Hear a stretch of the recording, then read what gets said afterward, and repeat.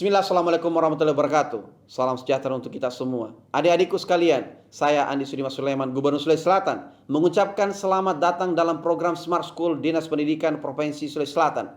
Hari ini adik-adik sekalian akan mengikuti pembelajaran hybrid dalam program Smart School. Aplikasi Smart School adalah sebuah pendekatan dengan tetap mengedepankan sebuah pendidikan dengan digital approaching untuk kemudian mengedepankan kualitas dan mutu pendidikan yang diterima siswa secara seragam di seluruh wilayah Sulawesi Selatan termasuk di pelosok-pelosok. Program ini bukan hanya memberikan kepada adik-adik sekalian pengalaman belajar yang baru, namun juga memberikan fasilitas kebutuhan dengan fitur bermanfaat seperti rekaman video pembelajaran yang dapat diulang, trik-trik penyelesaian soal, ujian-ujian serta sarana konsultasi pembelajaran dari guru-guru terbaik di Sulawesi Selatan. Sering-sering mengakses aplikasi Smart School melalui gawai yang adik-adik sekalian miliki di setiap kesempatan yang dimiliki. Untuk seluruh adik-adikku sekalian yang saya cintai, saya banggakan, selamat belajar dan semoga ilmu yang didapatkan bermanfaat untuk menambah pengetahuan pendidikan adik-adik sekalian. Salam kita pada salam. Assalamualaikum warahmatullahi wabarakatuh. Salam sejahtera untuk kita semua.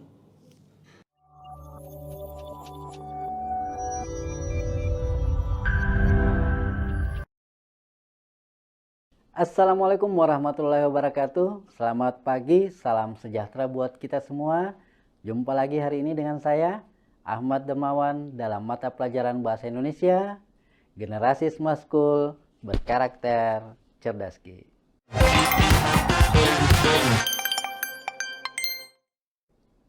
Ya, baiklah anak-anakku sekalian. Sebelum kita mulai materi hari ini, saya tentu saja mengucapkan salam hormat saya buat teman-teman guru pendamping sekolah masing-masing yang mendampingi anak-anak kita hari ini. Ya, sehat selalu, sejahtera selalu, bahagia selalu. Ya, baiklah. Hari ini anak sekalian dalam mata pelajaran Bahasa Indonesia kita akan belajar tentang unsur kebahasaan novel. Ya, tentu saja kita akan membahas tentang novel hari ini berdasarkan atas unsur kebahasaannya. Ya, setiap proses pembelajaran pertemuan kita anak-anakku sekalian selalu kita awali dengan harus memahami tentang tujuan pembelajaran kita. Kali ini dalam materi novel kita memiliki tujuan pembelajaran mampu menganalisis isi dan unsur kebahasaan novel. Ya, baiklah anak-anak sekalian, kita bisa pahami tujuan kita belajar hari ini ya. Mampu menganalisis isi dan unsur dari kebahasaan novel. Baiklah anak-anak sekalian, coba kita lihat dari infografis berikut. Ya, kalau kita lihat anak-anak sekalian, infografis yang tampil hari ini kita bisa menjelaskan tentang novel itu sendiri. Kita perhatikan sama-sama ada novel di bagian sudut kanan, tengah. Ya, kalau kita lihat dari skema infografis ini, di sini kita bisa baca sama-sama ya, bahwa karya sastra itu terdiri atas 3 bagian. Ada puisi, prosa, dan drama. Kemudian prosa terbagi atas prosa lama dan prosa baru. Kemudian di prosa baru terbagi cerpen, novel, dan roman.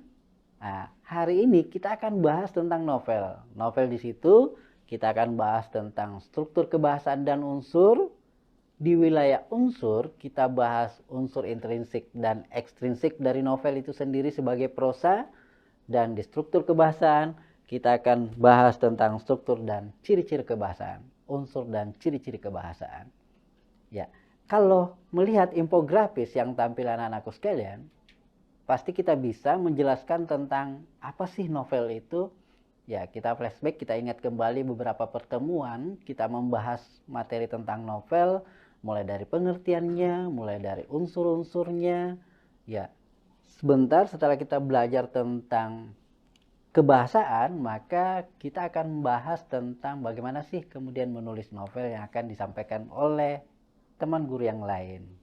Ya, kalau kita lihat skema infonya, anak-anakku sekalian, infografisnya berarti bisa kita pahami bahwa novel adalah salah satu jenis karya sastra yang berbentuk prosa baru, yang memiliki unsur-unsur dan tentu saja menggunakan struktur kebahasaan dalam proses penulisan tokoh dan penokohannya dalam kisah itu.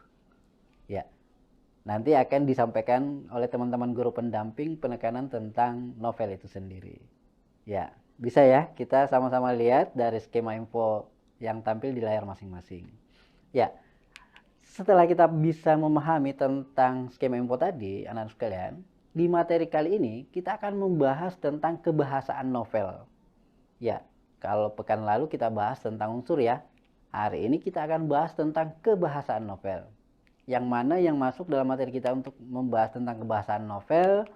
Yang pertama ada unsur, yang kedua ada ciri-ciri dari kebahasaan novel itu sendiri. Ya, kita akan bahas tentang kebahasaan novel.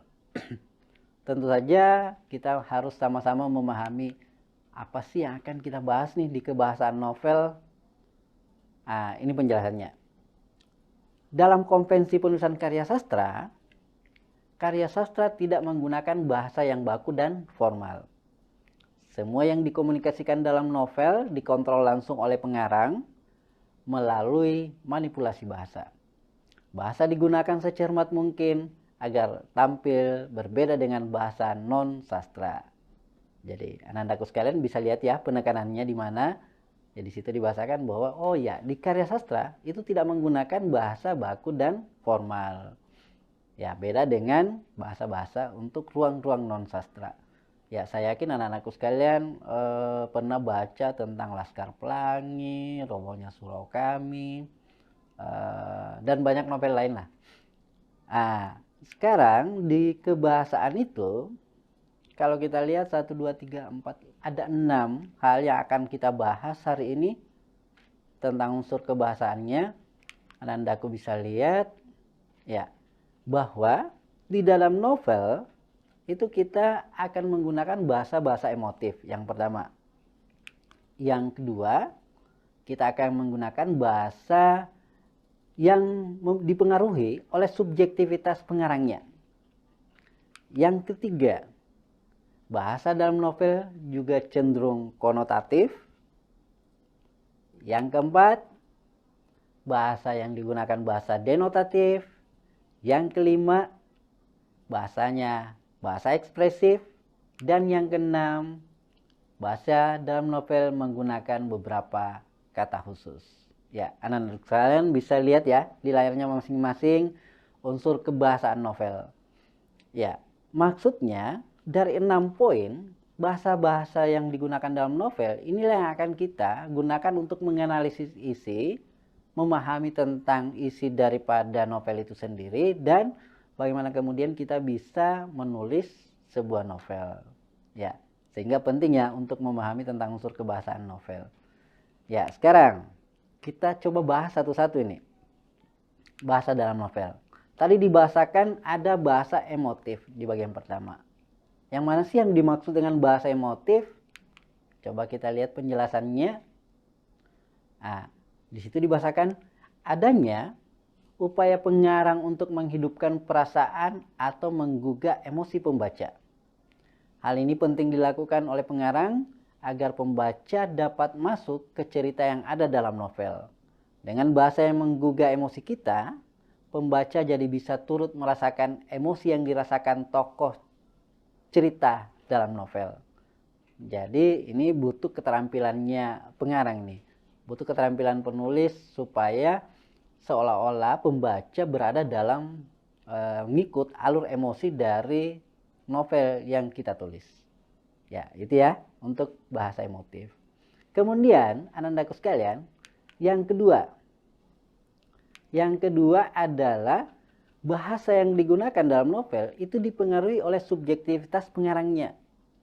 Jadi kalau misalnya saya nulis novel, berarti yakini harus dipahami bahwa hasil dari karangan kita, tulisan kita itu pasti terpengaruh oleh subjektivitas kita sebagai penulisnya. Bagaimana penjelasannya? Oke. Novel ditulis berdasarkan pandangan hidup pengarangnya. Oleh karena itu, saat membaca novel, pembaca bisa mengetahui bagaimana sikap pengarang terhadap masalah-masalah atau konflik yang dihadapi tokoh cerita, baik terhadap moralitas atau nilai-nilai sosial yang ada di masyarakat. Subjektivitas pengarang turut memperkaya pengetahuan pembaca tanpa harus mengalami pengalaman yang sama dengan tokoh dalam cerita. Ya, jadi hal-hal yang kita ceritakan dalam cerita novel tersebut itu bisa mengantar pembaca untuk mengalami juga tanpa melewati proses pengalaman. Ya, yang ketiga, anandaku sekalian, ya, bahasa dalam novel juga cenderung konotatif. Ya, tadi kalau kita ingat di pengertian awal itu dibahasakan bahasa yang digunakan tidak mesti baku. Ya, salah satunya hal yang digunakan untuk proses itu adalah cenderung dia menggunakan bahasa-bahasa konotatif. Coba lihat penjelasannya. Bahasa dalam novel cenderung bukan makna yang sebenarnya atau makna kiasan. Bahasa konotatif menunjukkan makna konotatif, memiliki tujuan estetika. Ya, kalau kita lihat anandaku sekalian, untuk bahasa konotatif, coba istilah konotasi itu bisa dibedakan dari dua jenis. Satu, konotasi positif, dan yang kedua, konotasi negatif. Ya, di situ kita bisa baca sama-sama. Misal, untuk konotasi yang positif, dia menggunakan kata anak emas hanya untuk menyampaikan sebagai kesayangan, kembang desa hanya untuk menyampaikan gadis cantik, ya, dan kutu buku hanya ingin membahasakan rajin membaca. Kemudian, contoh untuk konotasi negatif, misal menggunakan istilah tikus untuk koruptor, serigala berbulu domba, orang jahat yang berpura-pura baik. Ya, jadi biasanya kita gunakan bahasa-bahasa ini sehingga muncul makna kias dalam proses itu. Hasil tulisan kita lebih puitik dan segala macam. Ya, itu yang kedua. Yang ketiga. Ya, oke, sebelum kita bahas yang ketiga, anak-anak sekalian, untuk bahasa konotasi ini selalu kita kaitkan dengan pasti gaya bahasa. Ya, kalau kita juga ingat yang kita pernah bahas tentang unsur pekan lalu, salah satu unsur intrinsik dalam proses penulisan novel adalah majas atau gaya bahasa. Yang mana tuh yang majas? Coba kita lihat. Ya, ada gaya bahasa perbandingan. Kemudian ada gaya bahasa pertentangan. Kemudian ada gaya bahasa sindiran. Dan ada gaya bahasa penegasan. Ya, inilah gaya-gaya bahasa yang biasa kita gunakan dalam proses menyampaikan kalimat-kalimat kita supaya dia lebih konotatif. Oke, kita bahas satu-satu. Di gaya bahasa perbandingan, anak-anakku sekalian bisa lihat ada 5 yang biasa kita gunakan, yang sering tersampaikan di sekolah. 1, ada gaya bahasa personifikasi, yakni membuat benda mati seolah-olah hidup. Misalnya, pena menari-nari di atas kertas, daun nyur yang melambai. Ya. Kemudian ada gaya bahasa metafora, ya, perumpamaan. Jadi mengumpamakan benda yang satu dengan benda yang lain. Kemudian ada gaya bahasa asosiasi, membandingkan dua hal yang berbeda tapi dinyatakan serupa. Ada gaya bahasa eufemisme, bagaimana menghaluskan dari kalimat-kalimat yang kita bangun. Ada gaya bahasa hiperbola atau melebih-lebihkan. Ya, biasa dengarlah istilah-istilah ini. Ya. Kemudian tadi yang kedua adalah gaya bahasa pertentangan. Yang mana yang termasuk gaya bahasa pertentangan? 1, ada gaya bahasa litotes yang merendahkan. Kemudian yang kedua, ada gaya bahasa paradoks yang menyatakan sesuatu secara berlawanan. Dan yang ketiga, ada gaya bahasa antitesis, membandingkan dua hal. Ya. Kemudian selain dari gaya bahasa pertentangan, itu ada gaya bahasa sindiran. Di gaya bahasa sindiran itu kita kenal 3. Yang pertama ada sarkasme. Jadi gaya bahasa sarkasme, nyindir tapi kasar. Ada gaya bahasa sinisme, menyindir secara langsung. Dan ada gaya bahasa ironi. Ironi itu menyatakan hal yang sebaliknya. Nah, oke. Kemudian ada gaya bahasa penegasan anak-anakku sekalian. Gaya bahasa penegasan ada pleonasme, menambahkan kata untuk mempertegas makna.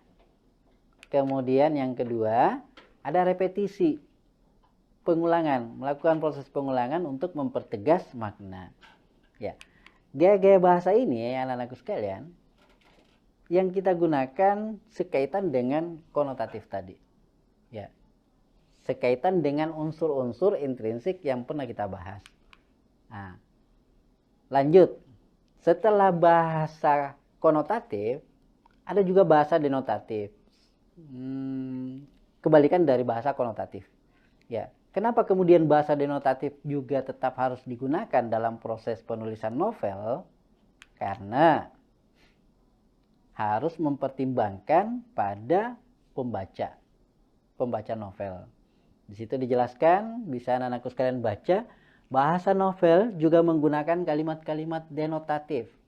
Hal ini dilakukan karena pemahaman pembaca novel mengacu pada makna denotatif. Jadi kita tetap mempertimbangkan pembaca dalam proses penulisan novel untuk penggunaan bahasa denotatif. Oke, lanjut. Nah, setelah bahasa denotatif, ada bahasa ekspresif. Yang mana? Yang bahasa ekspresif, coba kita lihat penjelasannya sama-sama. Bahasa ekspresif itu memberikan gambaran atau suasana pribadi pengarang atau suasana hati tokoh dalam cerita.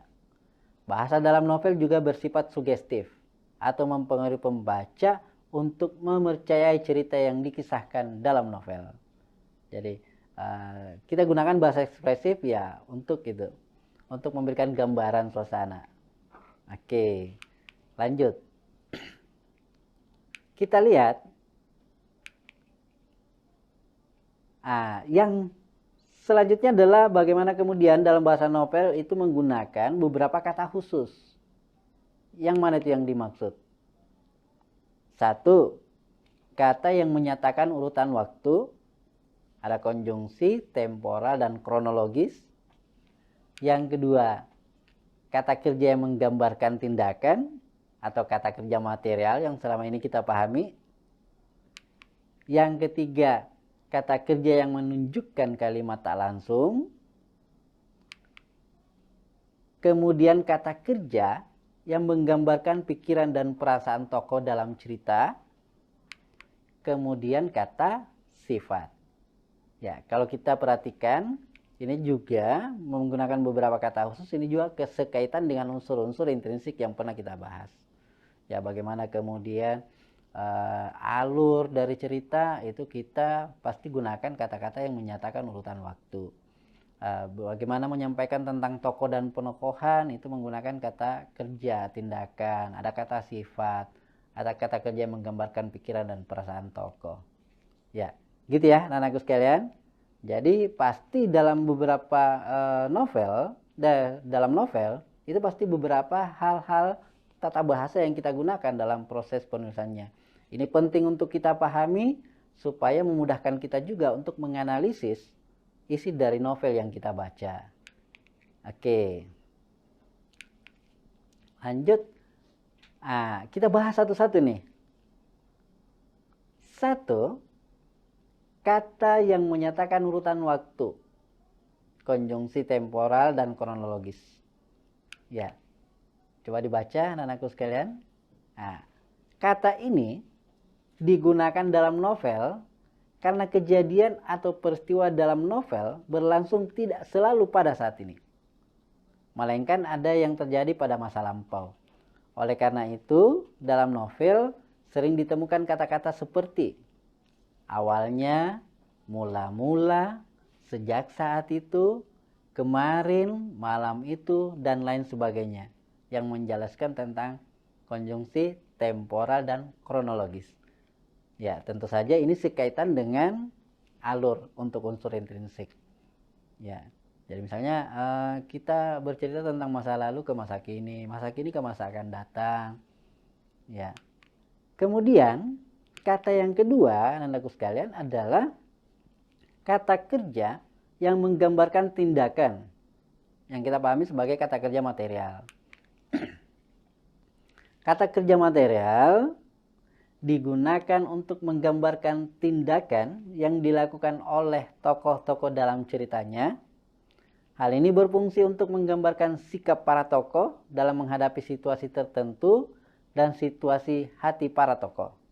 Misalnya, pada saat tokoh marah, pengarang akan menggambarkan tokoh dengan tindakan marah, seperti membanting bukunya dengan kesal, ya, atau menggambarkan wajah dan segala macam. Ini kata yang digunakan untuk menggambarkan tokoh. Ya, kembali lagi berarti sekaitan juga dengan unsur intrinsik. Ya.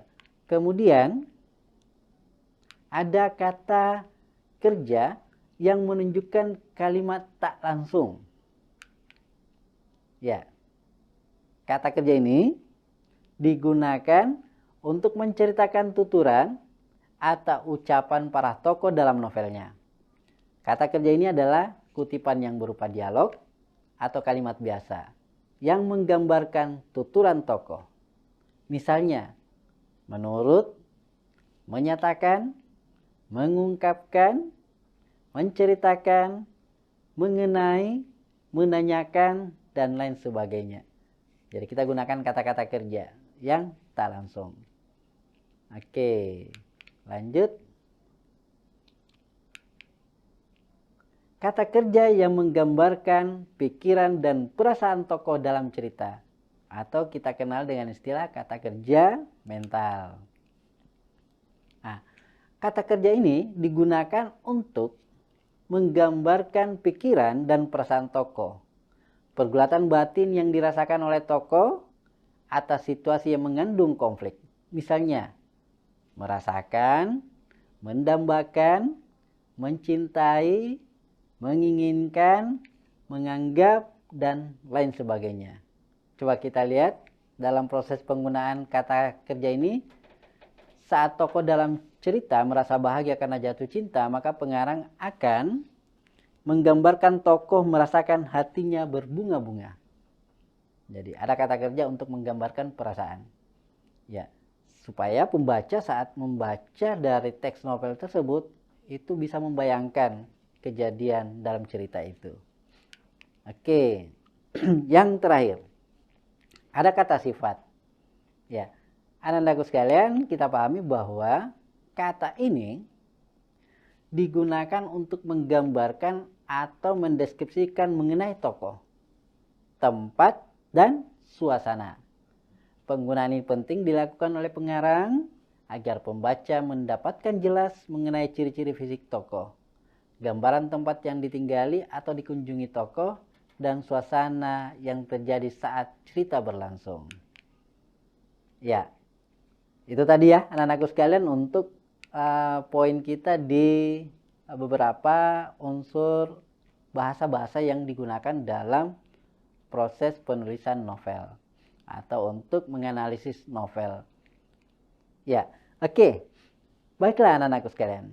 Setelah kita bahas tentang unsur kebahasaan dari novel tersebut, kita akan masuk di materi selanjutnya adalah tentang ciri-ciri kebahasaan dalam novel.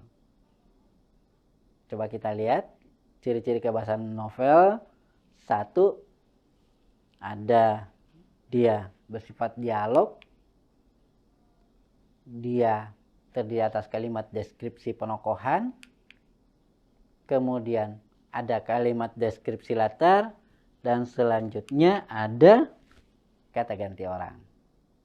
Jadi kalau kita lihat dari ciri-ciri kebahasaan, kita ulang ya. Yang pertama itu ada kata ganti orang. Yang kemudian yang kedua ada kalimat deskripsi latar. Kemudian yang ketiga ada kalimat deskripsi penokohan. Yang keempat ada dialog. Nah, kita akan jelaskan satu-satu. Coba kita lihat ciri-ciri bahasa dalam novel yang pertama sebagai kata ganti orang. Nah, untuk kata ganti orang, kita mengenal ada 3 kata ganti. 1, kata ganti orang pertama, aku, saya, gue, ku sebagai kepemilikan, kita dan kami sebagai bentuk jamaknya. Ya, kemudian yang kedua ada kata ganti orang kedua. Kamu, Anda, engkau, kau, lo, mu sebagai kepemilikan, dan kalian sebagai bentuk jamak. Kemudian ada kata ganti orang ketiga. Dia, beliau, ia, nya sebagai bentuk kepemilikan, dan mereka sebagai bentuk jamak. Ya, maksudnya anak-anakku sekalian, kata ganti ini perlu kita pahami supaya dalam proses penulisan itu bisa kita melakukan menggunakan kata-kata ganti ini. Ya. Misal, ya kita sama-sama baca ya. Contohnya, Wawan sedang minum kopi. Ia akan mandi segera karena hari ini ada acara di sekolahnya. Ya, kenapa anak-anakku sekalian kita sangat harus paham tentang penggunaan kata ganti supaya kita tidak salah dalam merujuk nih. Ya, kalimat kata sebelumnya. Misal di sini, Wawan sedang minum kopi. Ia akan mandi segera. Ada kata ganti ia. Ya, kata ganti ia ini merujuk ke Wawan. Ya, berarti dia adalah kata ganti orang ketiga.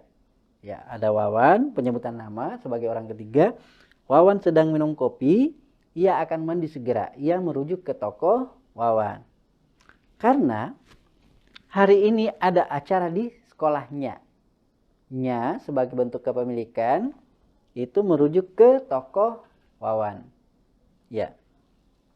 Kalau kita salah dalam proses penggunaan kata ganti berarti salah dalam proses pemaknaan.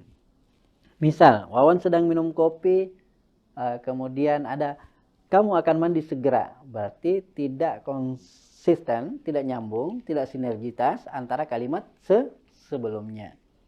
Oke, bisa dipahami ya dalam proses penggunaan kata ganti. Oke, lanjut. Kalimat deskripsi latar. Nah, yang mana yang dimaksud dengan kalimat deskripsi latar? Kalimat terperinci yang menjelaskan mengenai waktu, tempat, dan suasana. Ya, ingat anak-anak sekalian kalau kita bahas kemarin tentang unsur intrinsik untuk wilayah alur dan latar. Ya, kali ini untuk deskripsi latar kita pahami tentang latar waktu, tempat, dan suasana. Nah, kalimat terperinci ini mesti kita pahami supaya gimana nih? Coba kita lihat contohnya. Sinar mentari mulai mengintip di balik pepohonan. Udara pagi yang sejuk mengiringi kehadiran sosok istrinya membawakan secangkir kopi racikannya. Tepat di teras rumah di samping kolam ikan. Ya, kalau anak-anak sekalian perhatikan kalimat ini bisa tergambarkan tentang latar, mulai dari waktu, tempat, dan suasananya. Ya, waktunya kapan, tempatnya di mana, suasananya bagaimana. Coba kita perhatikan kalimatnya, sinar mentari mulai mengintip di balik pepohonan. Udara pagi yang sejuk mengiringi kehadiran sosok istrinya. Ya, kalau kita perhatikan kalimatnya, ini sudah menjelaskan tentang waktu kejadiannya. Ya, di situ dibahasakan ada udara pagi, ada sinar mentari mulai mengintip di balik pepohonan. Ya, berarti sudah ada gambaran-gambaran waktunya di pagi hari. Kemudian tempatnya di mana? Di situ dilihat tepat di teras rumah di samping kolam ikan. Ya, suasananya bagaimana? Ya, kalau kita perhatikan di sini sosok istri membawakan secangkir kopi racikannya, ya bisa kita bahasakan bahwa oh ya ini kejadian yang membahagiakan dan lain-lain. Ya, ini untuk kalimat deskripsi latar. Oke, kita lanjut anak-anakku sekalian.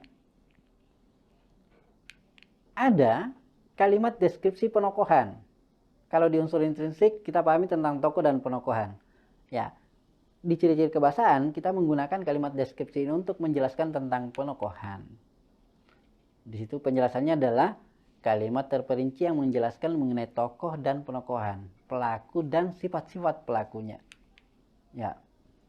Sekarang kita lihat pria bernama Deng Rulung mempunyai paras yang begitu garang dan mata yang sayu. Dengan mata yang sayu. Di pelipis mata dan pipinya terdapat bekas luka.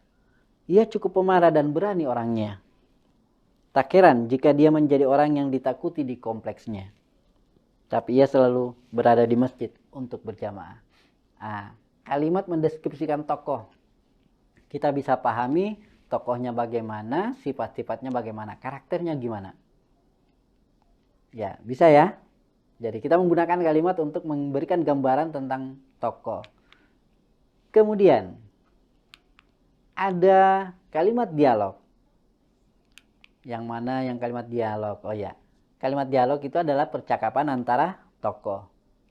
Nah, kenapa mesti kita pahami tentang kalimat dialog? Supaya penggambaran kejadian itu bisa tersampaikan lewat percakapan.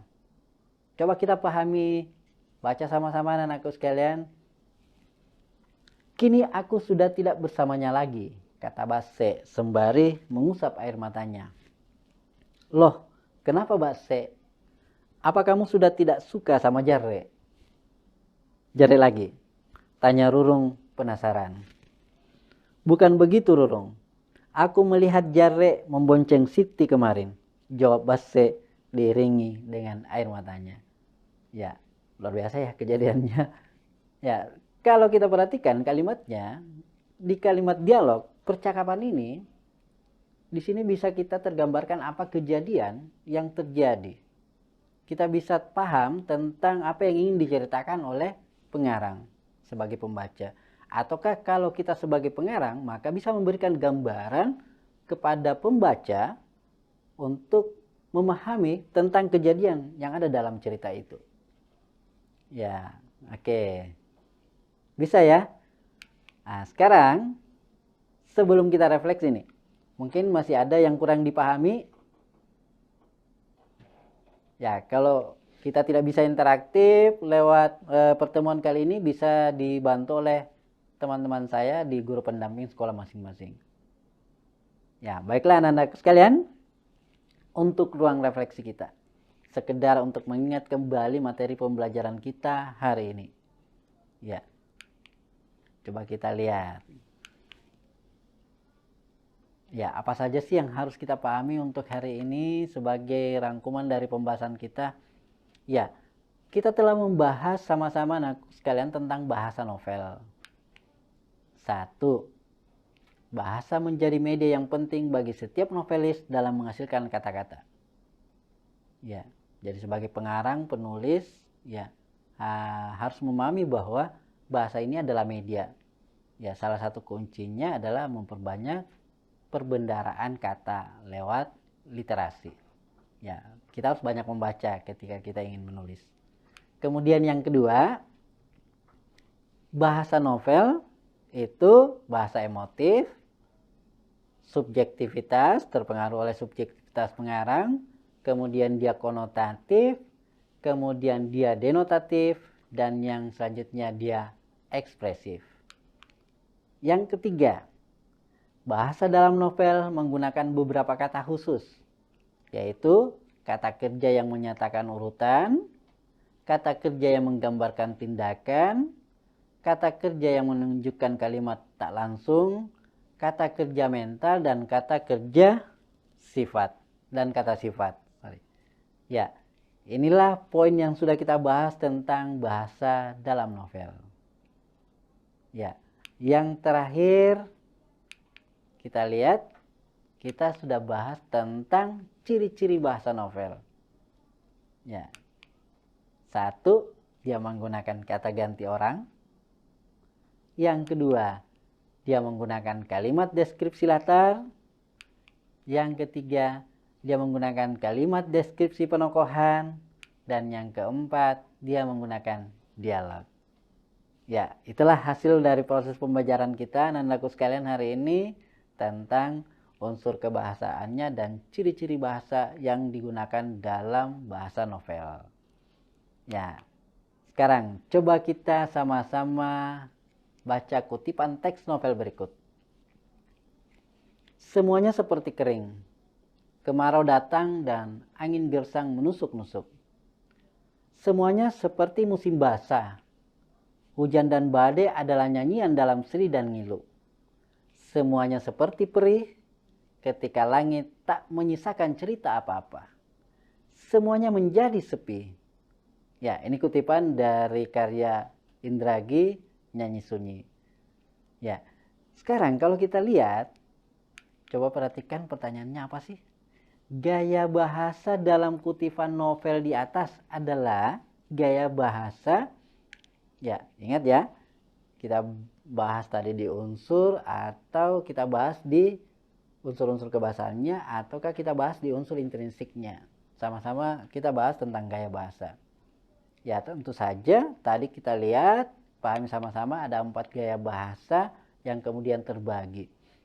Ya, coba pilihannya ada A, antitesis, 2 metafora, 3 personifikasi, dan 4 hiperbola. Kira-kira menurut anak-anakku sekalian yang mana nih jawabannya?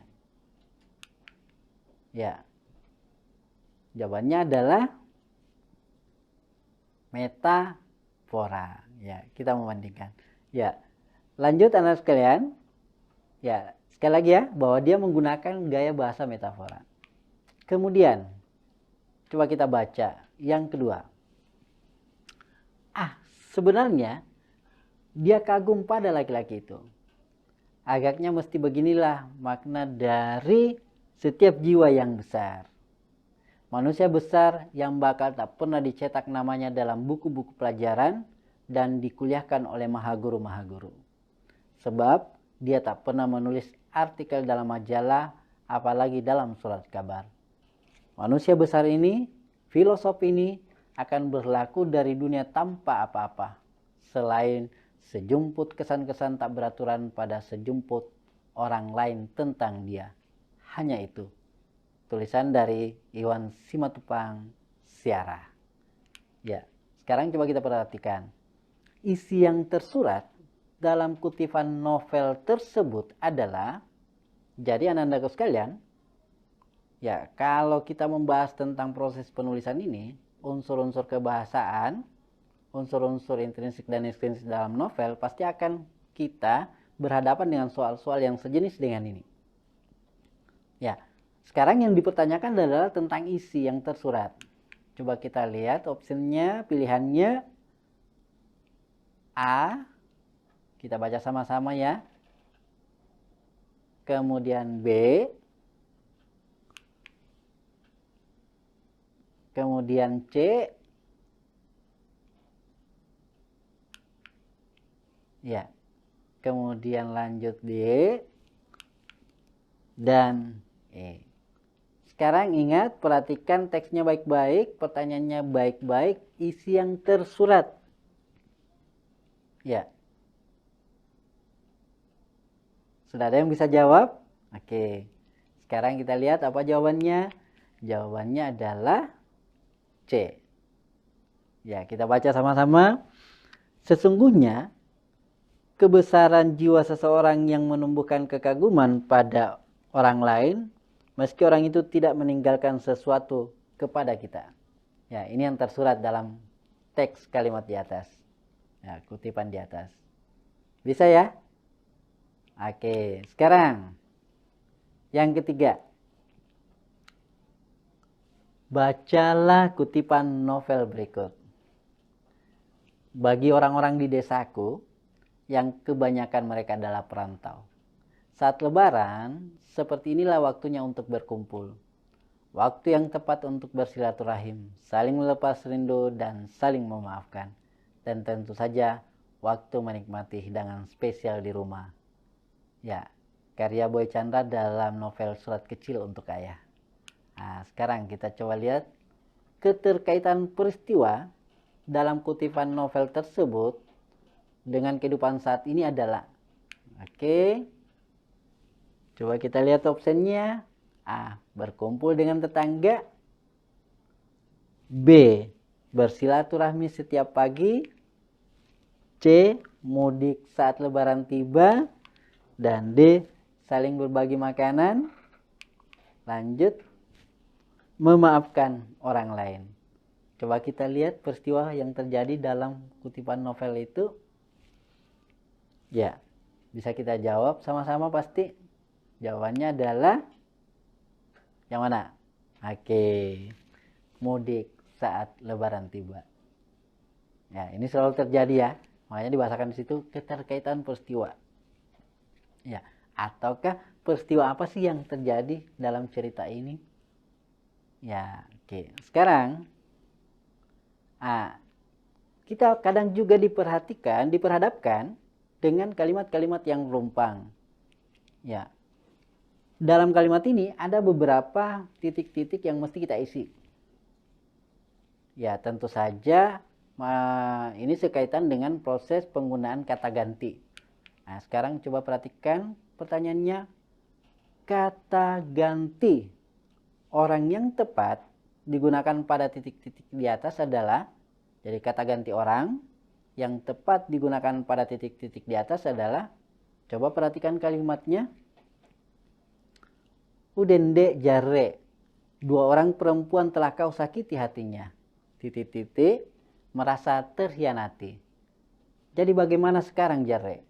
Aku sebagai sahabat Baset dan Siti tidak mau mereka sedih. Titik-titik, minta tanggung jawabmu sebagai laki-laki. Titik-titik, harus memilih di antara mereka. Ya, tentu saja hal yang mesti kita perhatikan sekaitan dengan penggunaan kata ganti adalah perhatikan kata sebelumnya. Ya, ya, merujuk ke tokoh mana ini kata yang titik-titik itu. Misalnya, dua orang perempuan telah kau sakiti hatinya. Titik-titik merasa terhianati. Berarti titik-titik itu merujuk kepada dua orang. Kata ganti apa yang kita gunakan? Coba kita lihat, ada kata ganti mereka. Oke, kita baca lagi. Dua orang perempuan telah kau sakiti hatinya. Mereka merasa terhianati. Mereka itu adalah kata ganti dari dua orang perempuan. Kemudian yang kedua, di situ kita gunakan kata aku. Aku minta tanggung jawabmu sebagai laki-laki. Aku sebagai sahabat Baset dan Siti tidak mau mereka sedih. Aku minta tanggung jawabmu. Ya, dia merujuk lagi ke kata aku. Kemudian yang ketiga, di situ adalah engkau harus memilih di antara mereka. Engkau di sini merujuk ke jare. Ya, ini harus kita pahami penggunaan kata ganti anak-anakku sekalian, supaya kita tidak lagi menggunakan nama tokoh berulang-ulang. Ya, itu harus kita hindari. Misalnya, dua orang perempuan telah kau sakiti hatinya. Dua orang perempuan merasa terhianati. Supaya tidak terulang lagi kata dua orang, kita menggunakan kata ganti. Oke, bisa dipahami ya sampai di sini anak-anakku sekalian. Nah, sebagai kata bijak nih untuk pertemuan kita terakhir hari ini, ingat anak sekalian, jika ingin mengenal dunia, maka membacalah. Jika ingin dikenal dunia, maka menulislah. Ya, saya kira sekian pertemuan kita kali ini. Mudah-mudahan apa yang tersampaikan bisa bermanfaat buat nandaku semua. Semangat belajar. Salam generasi Smart School. berkarakter cerdas Ki. Assalamualaikum warahmatullahi wabarakatuh.